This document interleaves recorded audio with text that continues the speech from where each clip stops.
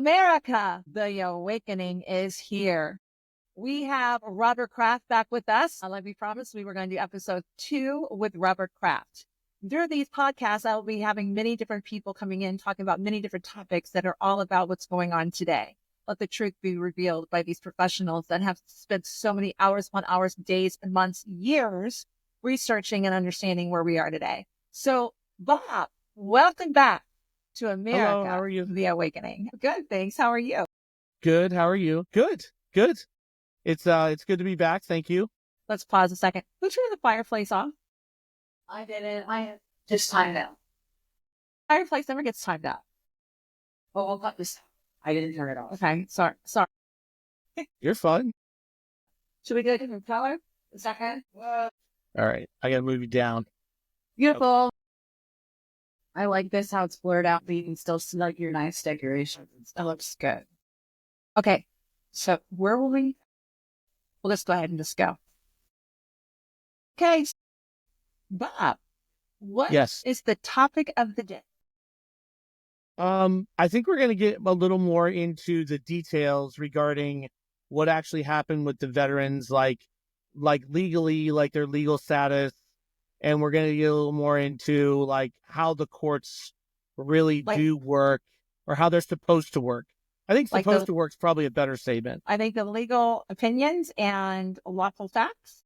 Yes, we do. We definitely need to know the difference between an opinion and a fact, because that is a hallmark anchor of our broken system. So All right, well, let's dive into it. Let's just go. Let's just go. let's All right, well, just go. Let's talk about. We've talked a lot about in the previous time we were together. We talked a lot about like the veterans, but we really laid out a foundation. So let's get to like the legal theory of what happened to the veterans and really where they are and where most of them actually still are and don't even know it. Now, remember, these are my opinions, but research and the elements that have been found solidify this is really what's going on, or really what's happened to the regular veterans, not the ones that enter politics, but they go home, they return home, they go home, their home of record, they return to their families, their communities, or they move on with their quote unquote post military life, which technically is not ever really supposed to happen, which is another thing we'll get into. So when someone joins, and the proper word is, if you go to a recruiting station, it's called the Armed Services of the United States. And in the last episode, we talked about prepositions are very, very important words. When you're saying things like Armed Services of the United States, it means that you are not working for the United States. You are actually working for an organization, because these are organizations. We have to start using the word organization, membership. These are the foundations of the American Republic. The ability to assemble and join different types of organizations is what gives us our dynamic system. What happens is when a military member goes to join the military, they go to I'm sorry. Armed Services. I have a mother, so I apologize. My son came through with his phone going. Yeah. So I want to apologize to the viewers. This is real. This is raw. This is my family, and this is how we live. Hey, go ahead and continue. You know what? We need a lot more real. We need a lot more real in the world. We do. And I want to say, I love you, son. Are you going to work? Yeah. All right. Love you. Bye. All right. Let's go. So when you go to the Armed Services of the United States recruiting station, right? Remember, and one of the key words is station, because that means it's on the sea, because it would be a burrow or a barracks if it was on the land. So you go to the station and you do your pre-entry, you do your ASVAB, you do all that stuff. When you get done, they send you off to MEPS. Well, that's where we kind of send things to be processed. We go to a processing station. Where do we send things? We want to get them changed. We send them to a process. When you go to MEPS, you are actually being out-processed from the United States of America and the public sector. That is your processing. You are leaving the United States of America. Now, what we really didn't know was that you're not just leaving the United States of America. You are traveling through the federal government. Well, you were because things are dynamic right now, so it's a really exciting time. You are leaving the nation, and you are actually headed to NATO. So you were being released to NATO on active overseas duty in the United States, not America, in the United States or outside of the United States, which is why it's called CONUS, or Continental United States, versus OCONUS, which is other than Continental United States, which is where our ports of call are. And those are important. We're not going to dig into all that stuff because we want to keep it like linear. So what happens is you go off to active duty, right? What you don't realize is even if you're stationed in Georgia, you're not in the United States of America. You're in NATO. You actually work for NATO. So all your resources on active duty are coming from NATO, even though your physical body is in the United States, but you're not part of that public sector anymore. So your legal status has changed. You're at a higher standard. You swore an oath. You're now an American. You're not the public. You're not an inhabitant anymore. You're not an indigenous individual anymore. You're American because you swore to defend from foreign and domestic. So you go off. Now let's talk about when you come back. When you come back, you should be out processing those steps, and you should be returning. And when you're going to the military, they'll tell you, you have to go back to your home of record. You have to go back to your home of record. You have to go back to your home of record. People are physically being returned to their home of record, but their legal status is not following them because Congress and the federal government have put roadblocks in place to stop them from actually getting back to their home of record. Okay? So what's happened is that they've either discharged from NATO, they get their DD, and they get caught somewhere legally between the EU and the South China Sea or the Southern Pacific, depending on what branch. Legally, remember we're talking about legal status. Yes. So the way to get back to the nation or to the federal side is you have to get an upgrade. So even if you have a honorable condition discharge, when you apply for an upgrade, what you're doing is you're not applying for an upgrade. You're applying for a overseas duty review, personnel file review. That's what it is.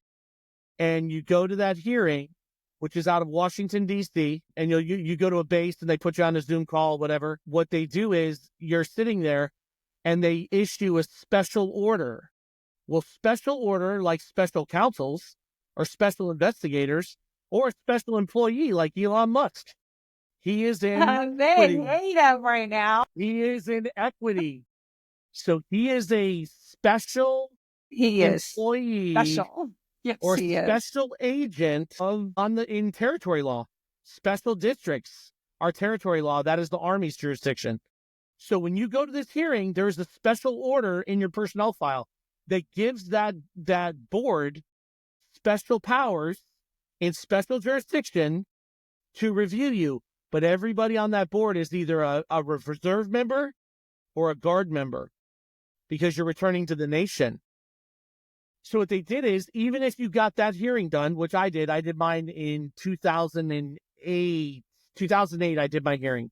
And I had to wait a year to get it done. Wow. And I didn't even know at the time what I was doing. So you get it done, but the federal government was still stopping the process. So even if you had it, even if you had the court order, even if you had everything, they issued a federal birth certificate. And this is why everybody's freaking out about the Office of Personnel Management. Inside the Office of Personnel Management, there is a birth certificate for me. There is a birth certificate for Donald Trump when he became president. And that is what they used to prosecute him. Because he was never turned He was never returned to his home of record. After leaving the presidency, he was not allowed to return. He remained a public sector individual, an inhabitant, subject to the federal government. So not even he was an American. And that's how these special counsels, these attorney generals that abandoned their posts, they deserted their general law posts to step down into special district as special prosecutors so that they had of actual monetary interests in the case. They get paid in that case for prosecuting him, all because their Office of Personnel Management was holding his federal birth certificate and would not release it to him to be recorded back at his home of record. You're kidding me. Nope. And they have done this to every veteran. Every veteran.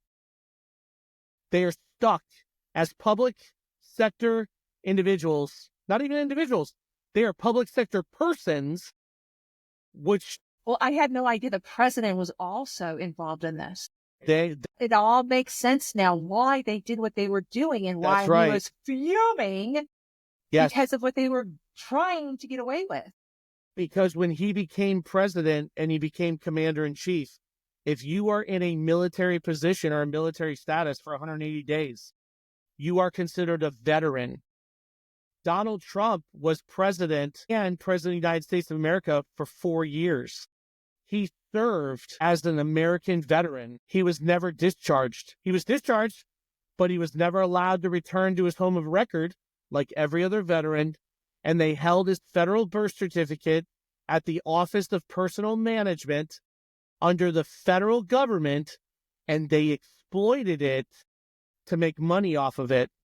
Because as long as that birth certificate is held there, they can actually access your Social Security trust and they can liquidate it and take the money as interested parties in prosecution.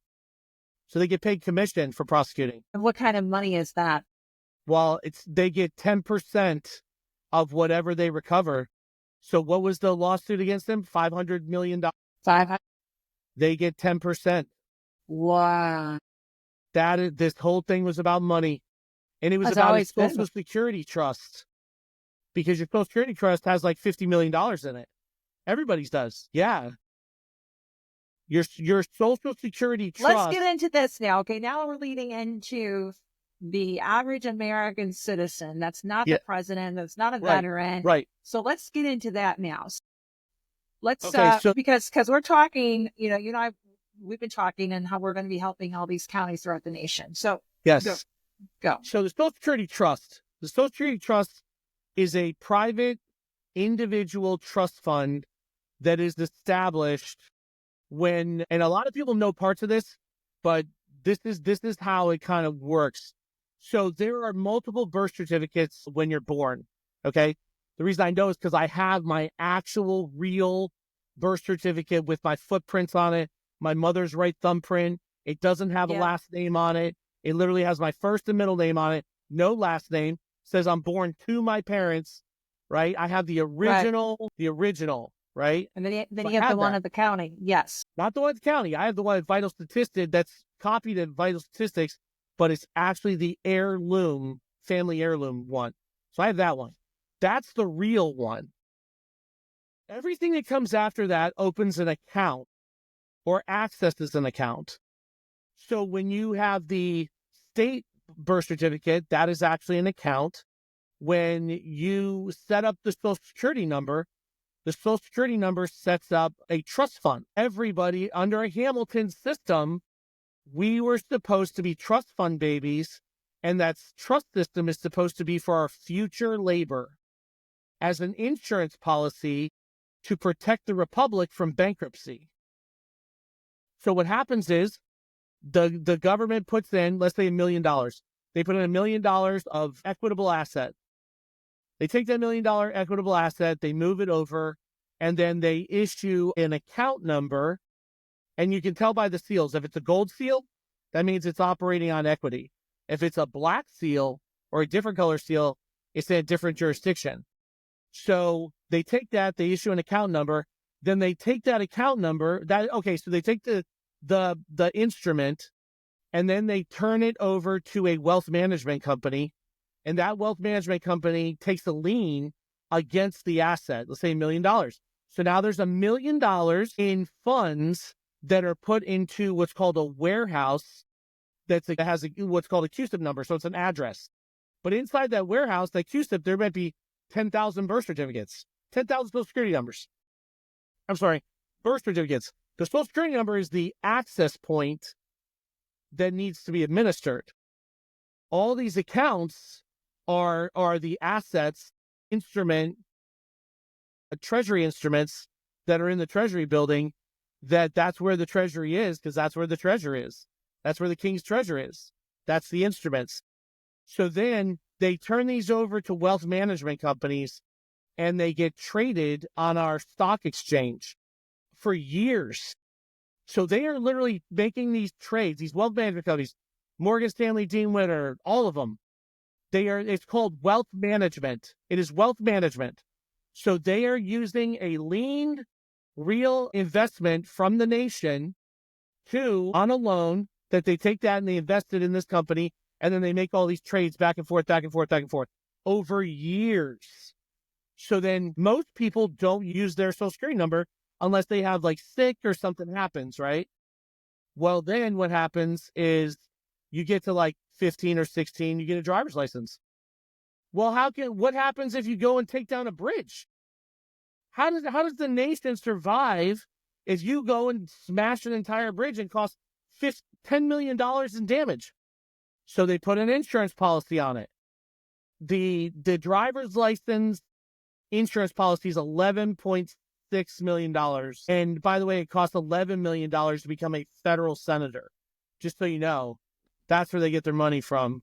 That's how they insure it, so they have the asset. There are trust attorneys that actually, they know about this stuff in Washington, and they know how all this stuff works. So they give you this insurance policy, right? So then you start to use stuff. So every dollar that you've ever earned is actually money that has come out of your trust fund.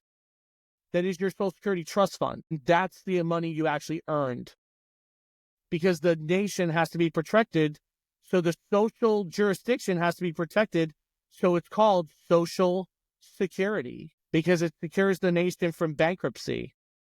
And all together, we call that the national debt that is owed by the trusts of the American people that are the guarantors of that asset. And that's where all this money is coming from. That's where the money that goes to USAID is coming from. That's why it's unlimited money. They are pulling it out of the national debt, and that's what they're spending. Your tax money, you know where your tax money actually goes to? It funds Mexico's government. That's why the Mexico police are called the Federale. They're federal police. Interesting? So I wouldn't know this stuff. I did mortgages, so I used to originate mortgages, and I literally processed my own mortgages, so I learned a lot of this stuff. I'm sure there's so many people right now that's watching is in awe, like I'm in awe, processing everything that you just shared at this very moment, because we've been lied to. Yes. From the day that we came into this world, we have been lied to. Well, keep in mind, we have a very broken education system. We are so far behind. It's embarrassing.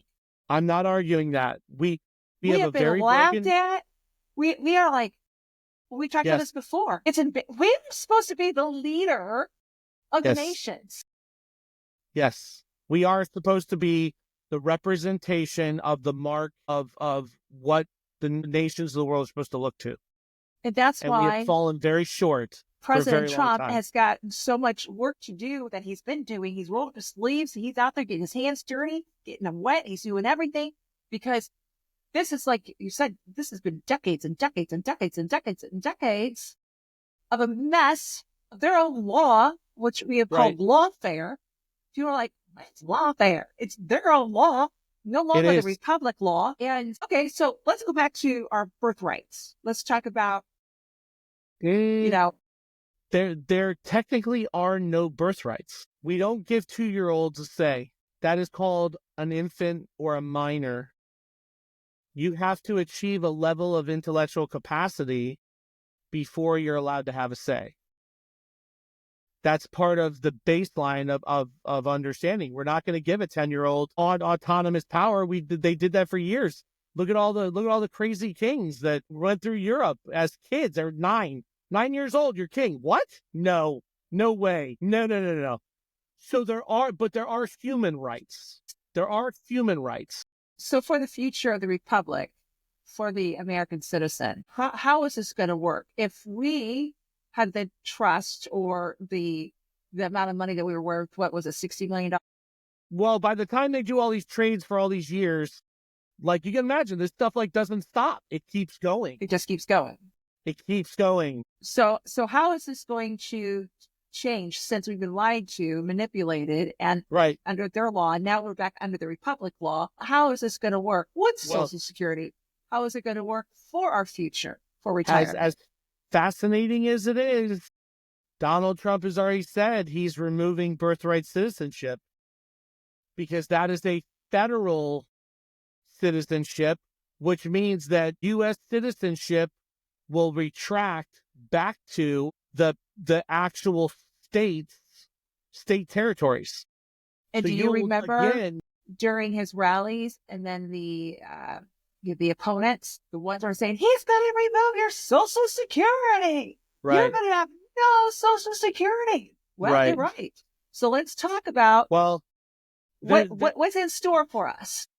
The Social Security, listen, the trust isn't going anywhere. It's a great system. Okay?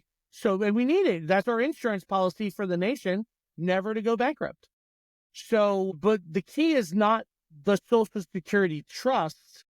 The key is who is the administrator of the Social Security trust and who is the trustee, because it is a trust. And there's only 3 parts to a trust. You have a beneficiary, you have an administrator, and you have a trustee. Okay? So, what should happen, what is probably going to happen, and that's a lot of the reason that I built this American People's Public Trust, was so that they could start to establish their own administrators that are then make the trustee the U.S. Army judge advocates, moving the system back where they now become the beneficiaries. And they have a community administrator that gets them there. So Thomas Paine wrote a book called The Rights of Man. In the book, he actually laid out this entire concept. It's a whole chapter about general welfare. And what is general welfare? General welfare is shelter. General welfare is food, clothing, education, right? These things that are the baseline of our social society. Now, the way that it worked, and so in the Bible, they called it sacrifice. I'm going to sacrifice. Today, we call it community service. Inherently in our system, what's supposed to happen is that if you don't want to be a part of commerce, you don't want to be a part of trade, you don't want to go off and fight in the military, you don't want to do any of this stuff, right? There's a place for you. We're a place for all people. You go into a community, you're there. In that community, you have an administrator. They make sure that all your needs are met, and you perform community service. And that's your payment for your general welfare. And that's how the system's supposed to work. But everything's been monetized now for profit, that system has to be brought back online. And all of these like profitized buildings and all this other stuff are going to have to be moved, because we're going to have communities where people just go farm, and they have these assets, but they have an administrator that actually can liquefy those assets and make sure that those people are taken care of. When they need healthcare, they go down and they go to the hospital. And when they go there, they come back. And when they come back, the bill is submitted to the administrator. The administrator processes the bill and discharges what's in the trust, because they have an administrator. That is the power that Congress, the federal government's been holding. They've been holding administrative powers over our Social Security trusts so that they can funnel that money like a distribution plant to where they want it to go. And this is why he calls it the golden era. That's right. And if you look at the bottom of that Social Security card, it says USA in gold. That sovereign fund is to separate those who are leaving the public sector, and they are going to be under their own public community trusts, or they are going to stay in the public sector because they are in a meritocracy or penal colony, and they will have to be put under community restraint, which means they'll be subjects to the federal government. The federal government's not going anywhere. It's just going to its proper position. It's still, I mean, who do you think's going to keep an eye on the former politicians when they're in their penal colony? They're going to do great. They've been ruling the roost for how long? A lot. Well, talk about federal. Let's talk about the Federal Reserve. A lot of people don't even understand who is in control of the Federal Reserves. Yeah. You ask people who's in control of the Federal Reserves, you know what you'll hear? The government. Right. It's not the government. No. Well, it's not who you think the government is. It's been the banks. Right. And who runs the banks? The banking system is private. Do you know why? So you know the whole thing with 2008, right? The whole banking crisis, the whole mortgage crisis. Do you know why that whole thing went down the way it did? It's really simple. Because the American people have not had their private public community trusts where their assets were held. And because a U.S. citizen is not allowed to own property at all. They can steward property, but they are not allowed to own anything because infants don't own anything. They are subject to their parentage. Okay? Oh, it's just like the executive order that I believe he's put in that he's about to sign off on is the taxes for the homes. They claim that if we pay taxes for our house, it's not our house. We are actually leasing our house when we pay the taxes. We're not even supposed to be paying taxes for our house. You're actually leasing a port at a marina, like a docking bay. Yes. That's under law. That's what it is. It's the a law docking of the bay. sea, like we talked about. It's not the law of the land. It's really crazy when I'm like, look, it's really simple. Okay. It's really simple. It's the law of the sea. Okay. So let's take the law of the sea. The vehicle is the boat. Okay. It's got the stern name tag on it, which is the license plate, and it's traveling down the rivers, which are called the roads. Okay. So each road's a river, and it's traveling down the roads, and then it's going to pull into a harbor. We call that a parking lot. And then you stop at the marina, or you park your boat your boat in a slip, and that's called a parking space. And then you get out and you walk up the dock to the harbor master, which is where you walk through the front door of Walmart, and you go inside. You go inside, right? And you conduct your consumer Indian business, right? And you use your little currency because currents are in the water, and you go, right? And you take your currency from your bank on the side of the river, and then you plug it in, and you get your commodity, which now becomes property, but it's not property. It's actually a consumer good. So it's a good for consumption. So then you walk out, and then you're walking out of the port. When they stop you, you're the tractor trailer, and you show them your bill of lading, which was your receipt, and they verify your cargo, and then you head back out, past the harbor master, onto the dock, back into the vessel to proceed down the river. That is literally how it works. That's like the best analogy of all, Bob. I mean, come on, but it's true. I know, in our opinion, it's all laid out. And it's an opinion. So the Seventh Amendment, and this is one that I got really, really, like, you have to become very, very, very focused on the Seventh Amendment.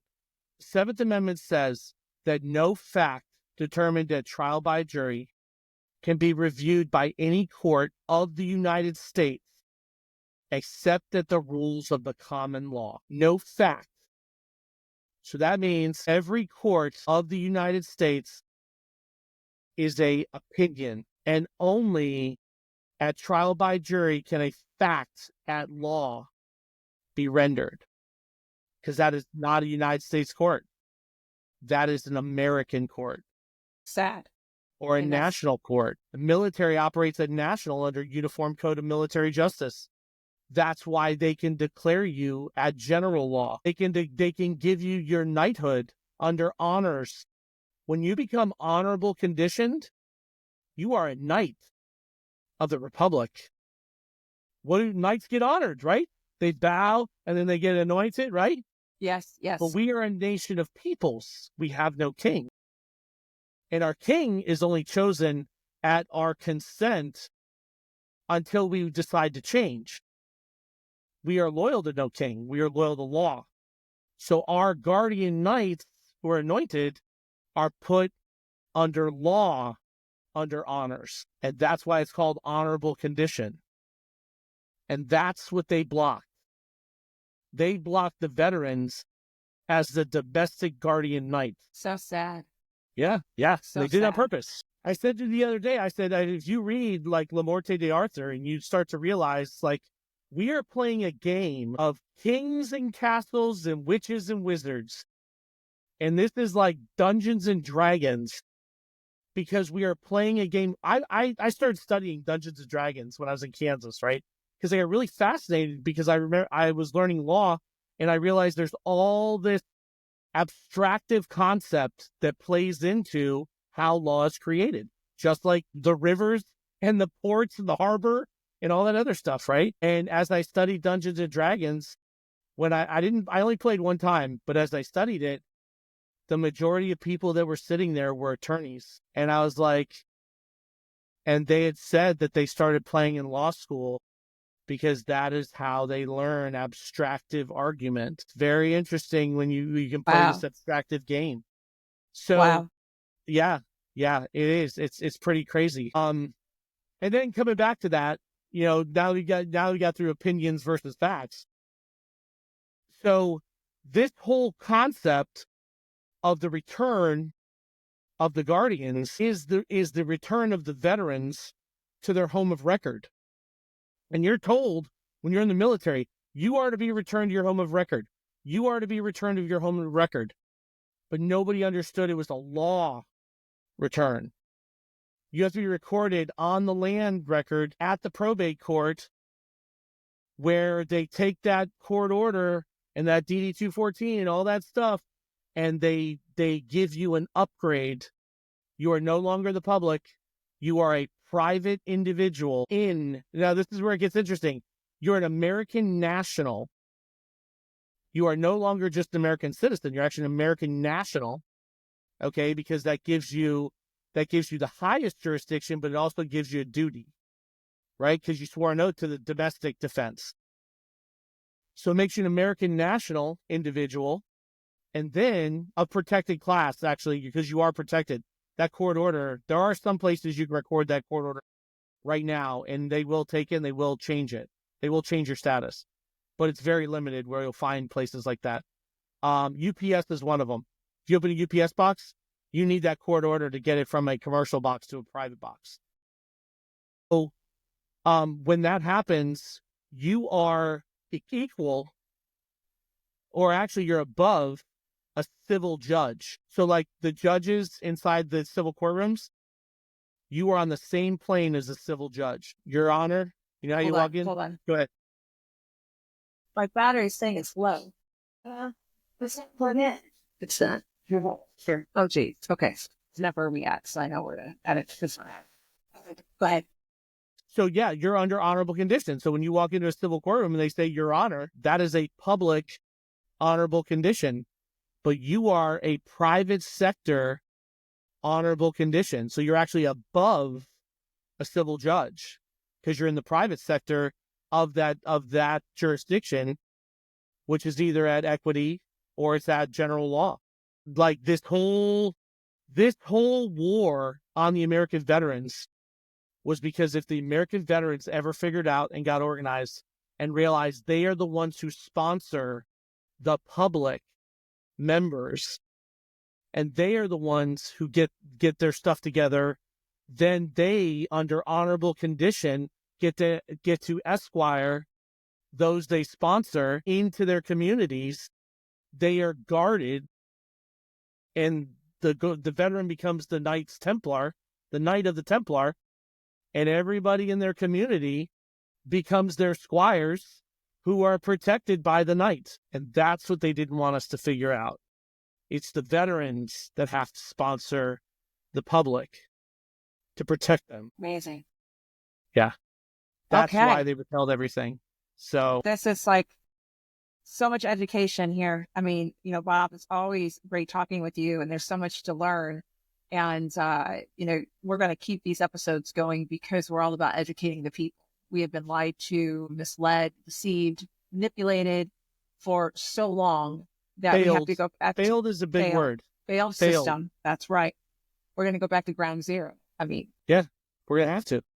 And this is what we're going to do. And there's just so much more that we are going to talk about. So we're going to end this episode because this is a great ending. And I believe our next episode, we are going to go over, which is going to be very important. You don't want to miss episode 3, about basically how you become a trust in your own county. That is going to be very huge. That's another thing that Bob has started. Once again, his website's up here. I highly recommend you go to his website, get to know Bob, what he's doing, his journey. He is one of the chosen ones. I really believe that in my heart. He's following Jesus, doing the right thing. It's very, very important. One thing that people don't understand is we have to start all over. And when Trump said, they're not after me, they're after you, he's 100% correct. When Trump said, we have to do this together, Trump is leading the way, but he cannot continue. He's trying to show us the way. He's leading the horses to the water. Here's the water, start drinking. And that is exactly what he's doing. And that is what we are now doing. And you, Bob, are showing people how to take the land back in each county. And that's what we're going to talk about in the next episode. It's so important because the people don't even know that your land in your county is not registered as American soil. We have to start all over. It's flooded. There's a flood. Okay. Would you like to say anything to the viewers before we end this episode? Nope. I look forward to the next episode. There's going to be there's a lot of information, and there's a lot of work to do, and people need to get prepared and get ready because there's an entire nation that has to be rebuilt that's been dormant for 50 years. It's been degraded for 200. Bob, can you go ahead and share your website one more time with everyone? We're going to put it here in the link. I highly recommend you go to his website, start following Bob. I mean, he's got social media as well. He's been kicked off several times. He gets back on. He gets those followers coming right back after him. I love it. Yeah. He's definitely well worth to read and listen. And once again, at the end, make up your own decision. We're just here showing you the way. Well, we're doing it too. So we're not just showing it. It's action. There's a lot of action. We're walking it, like we are walking this line too, because we're all in the same boat, and we're all gonna have to take a piece of it. Yeah. Well, you've already proven yourself, so especially with the veterans. Well, I'm sure there's far more to learn. Every time I uncover something, it's like a new hole to run down. Oh, what's your website? You know, the next time we should probably get into the postal system a little bit. Oh yeah. Because that will be very important. So we will go over the law of the land of your county, and we'll go into the postal system on the next episode. Yes. How about that? Yeah. So absolutely. What was your website again, Bob? Would you like to tell the viewers? It's OurUnitedRepublic.com. It's OUR United Republic, all together.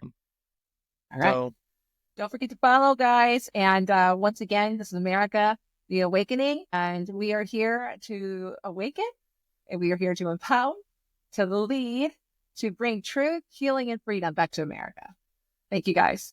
Bye, guys. Follow, share. Awesome. Good? You did good. Yeah, you did good. Yeah, that's funny. We went down the rabbit hole of Social Security Trust. You were like, wait a minute, what? You got me off. I had no idea. Yeah. Wow. Wow, that's huge. That's like, so now what we have to figure out, my girl, she's going to be here. We're going to cook dinner. We're going to start editing these videos, and I'm going to make 2 commercials out of these.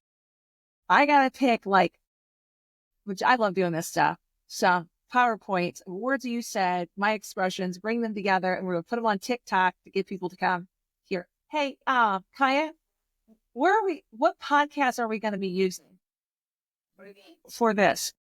Where are they going to find it? Everywhere. It's Everywhere. the full episodes are going to be on Hey, that's YouTube, what have you been listening to? Spotify, Fleetwood Mac? Patreon, and That's a the Fleetwood music, Mac and song. then the clips of it will be on Twitter, Instagram, Facebook, like the shorts, like the reels. Okay. Oh, so the reels will be on all over social media, but it leads them to our podcast, and the podcast is going to be on Spotify or Spotify and Apple Music and Spotify, Apple Music. yeah, they could do maybe. I don't know. Could put it in. Going Audible will be great too.